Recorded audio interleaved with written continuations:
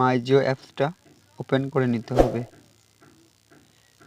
এখানে মাই জিও অ্যাপসটা ওপেন করে নিলাম। পেজটা ভালোভাবে খুলে নিতে হবে, একটু ওয়েট করতে হবে। পেজটা পুরোপুরিভাবে রিফ্রেশ হয়ে যাওয়ার পরে, পেজটা খুলে যাওয়ার পর বাঁ দিকে 3 ডটে ক্লিক করতে হবে।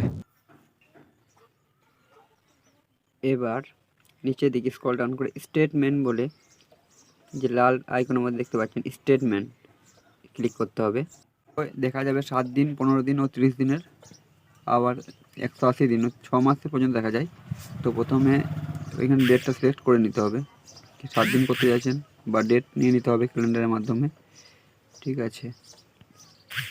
অথবা আমি এখানে 30 দিনে বার করব, তো 30 দিনটা ক্লিক করলাম। 30 দিন ক্লিক করার পর ইমেল স্টেটমেন্ট বলতে ইমেলে যদি আপনি নিতে চান তো এখানে ইমেল আইডি দিতে হবে এবং সাবমিট করতে হবে। আমি ইমেলে নিতে চাইছি না, তাই সরে যাচ্ছি। ডাউনলোড স্টেটমেন্ট, এটা করলে ডাউনলোড হয়ে যাবে আপনার ফোনে, একটু ওয়েট করলেই ডাউনলোড হয়ে যাবে, একটু ওয়েট করতে হবে। ডাউনলোড হয়ে গেছে। এবার ভিউ স্টেটমেন্ট মানে শুধুমাত্র দেখার জন্য, যে পেজটাই দেখে নেব, সেই জন্য ভিউ স্টেটমেন্টে ক্লিক করতে হবে।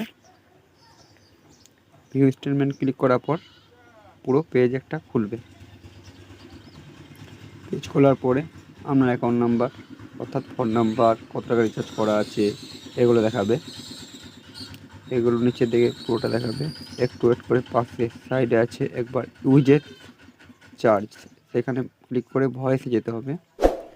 ভয়েসে ক্লিক করলেই আপনার সামনে টু নো মোর অ্যাবাউট, সেখানে ক্লিক করতে হবে। ক্লিক হেয়ারে ক্লিক করলেই পুরো ডিটেলস, পুরো ফোন নাম্বার, কখন ফোন করেছেন, কত সেকেন্ড ফোন করেছেন এবং কে ফোন করেছে সেটা পুরোপুরিভাবে দেখা যাবে।